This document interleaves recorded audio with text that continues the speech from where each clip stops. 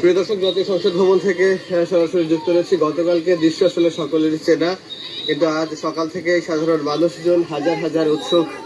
জনতা যখন এই সংসদ ভবনে প্রবেশ করতে শুরু করে, তখন আসলে সাধারণ মানুষজন সবাইকে,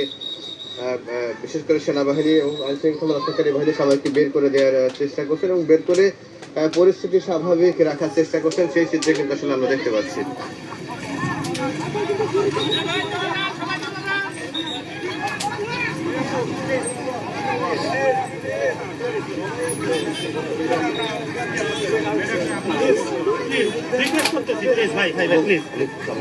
এবং একই সঙ্গে আমরা সকালবেলা দেখেছি যে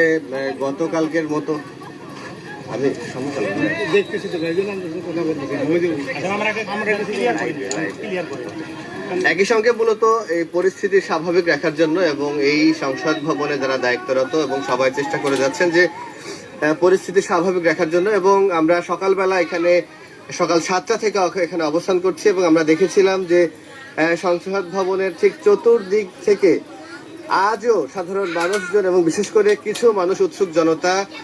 মূলত এই জায়গাটিতে এসে, এবং তারা আজও দেখেছি যে চেয়ার টেবিল থেকে শুরু করে ব্যাটারি এবং যে যার মতো পেয়েছেন সেগুলো নিয়ে যাওয়ার চেষ্টা করেছেন। এবং বেলা যতই গড়িয়েছে ততই কিন্তু আইন শৃঙ্খলা রক্ষাকারী বাহিনী, বিশেষ করে সেনাবাহিনীর সদস্যরা কিন্তু আসলে পরিস্থিতি নিয়ন্ত্রণে নেওয়ার চেষ্টা করছেন এবং তারা মূলত বা তাদেরকে আকুতি করে আসলে জানাচ্ছেন যে গতকালকে তারা কোন একটা পরিবেশে আসলে এসেছিলেন, তবে আজকে যেন সবাই চলে যায়, আজকে যেন গতকালকের মতো পরিস্থিতি ঠিক সৃষ্টি না হয়, ঠিক সেই কারণেই কিন্তু সবাই চেষ্টা করে যাচ্ছেন। এবং আপনারা জানেন যে গতকাল দুপুরবেলা